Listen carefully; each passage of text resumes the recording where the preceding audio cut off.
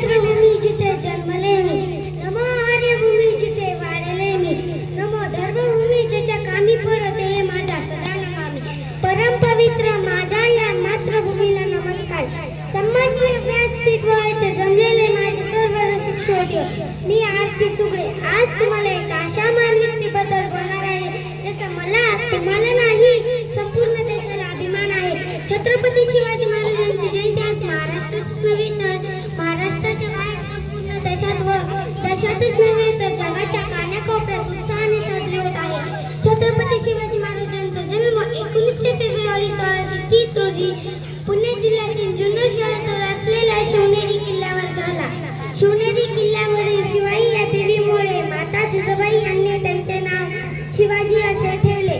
शिवाजी महाराजांच्या आईचे नाव जिजाबाई भोसले, वडिलांचे नाव शहाजीराजे भोसले असे होते. शिवाजी महाराज जेव्हा पुण्याचा कारभार पाहत होते तेव्हा त्यांनी एक राजमुद्रा तयार केली. ही राजमुद्रा संस्कृत भाषेत होती.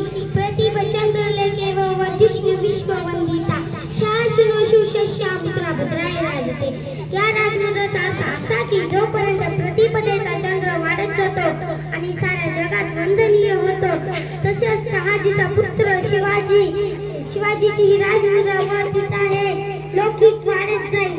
सिंहाची चाल, गरुडांची नजर, स्त्रियांचा आदर, शत्रूंचे मर्दन असेच असावे मायरांचे वर्धन. ही छत्रपती शिवाजी महाराजांची शिकवण.